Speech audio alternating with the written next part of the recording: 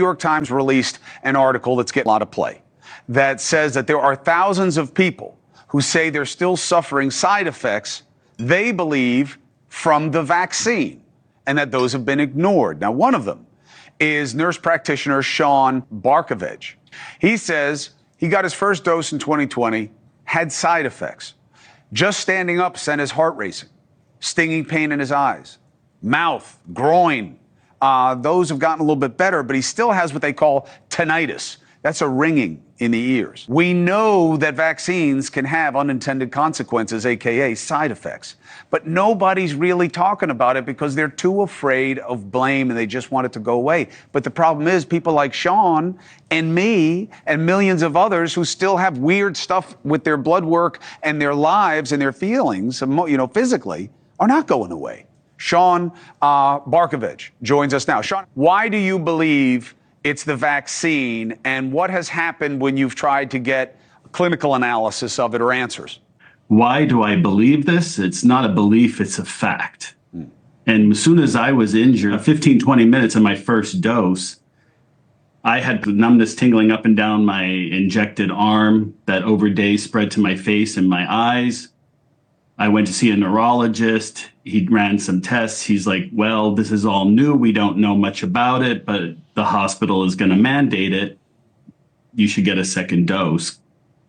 And everything in my medical mind and in my bones was telling me, no, if you have a reaction after something, don't do it again. But the pressure was immense. And then 3 weeks rolled around, I got a second dose. And after that, everything blew up. I went from being a healthy, 100% healthy, fully functioning nurse to in a complete downward spiral of health. I had a myriad of symptoms. Have you gotten any clarity from doctors or from the drug manufacturer putting out any information about what could happen as a side effect? No, as a research nurse practitioner and somebody who worked on vaccine research, I thought after I was injured, there would be people to help me. I'm like, I'm in New York City. I will have there will be medical people ready to help me. There must be interest to find out what happened or what went wrong with me. I reached out to my political representatives. I reached out to the NIH, the CDC, the FDA. I got no answers. No one wanted to touch it. I got token responses back or no response. And so I went on a mission to research myself and help others. What have you found out, and what do you see in your blood work? So I sent, in the early days when I couldn't get answers here at home in America, I sent my blood over to Germany. And I had help with connecting with German scientists. They were more interested to help me than people here in my own country. And that testing showed I developed several autoantibodies. Some scientists believe are attributed to this POTS, or positional tachycardia that you mentioned, where every time I stand, my heart zooms. So some of my autoantibodies look similar to people with long COVID, and I never had COVID. And that was proven through immunological studies of my blood. They could not find any viral antibodies. I think there's really no incentive to get out in front of this. I mean, nobody's going to get patted on the back for saying, yeah, Sean's right. There's side effects on some of the vaccines or all of the vaccines that we should be talking about and figuring out how to treat. And there is long COVID and there's lots. Nobody wants to say that because it's all political now. Right. And we're caught in the crosshairs of the politics. I thought all my pro-vaccine colleagues would, that championed me on would be there to lift me up and help me. And in fact, they're the ones who turned around, dismissed, denied, and tried to censor and bury me.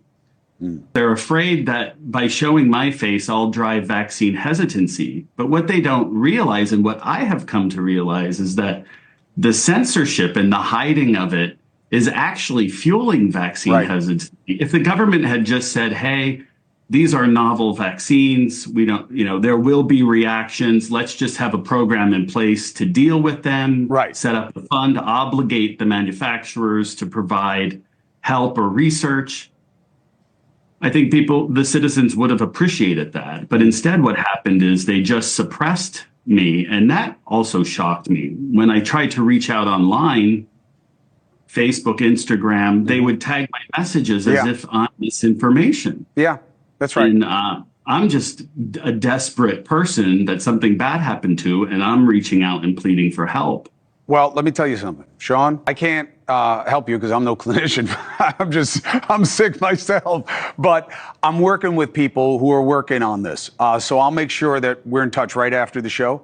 And I'll help any way I can. You may be ahead of me. I'll hook you up with my clinicians, and maybe you can share different protocols and things that may help. But I will never stop reporting on this. And all I'm doing is just beating the drum of you need to have a 9/11 style commission to figure out what worked and what didn't and what questions need to be answered, because it's not over. So not only are we not set up for the next pandemic, and there will be one, but we're not treating people, millions of people who still have problems from the last one. Sean, thank you very much for sharing your story. I'll be in touch.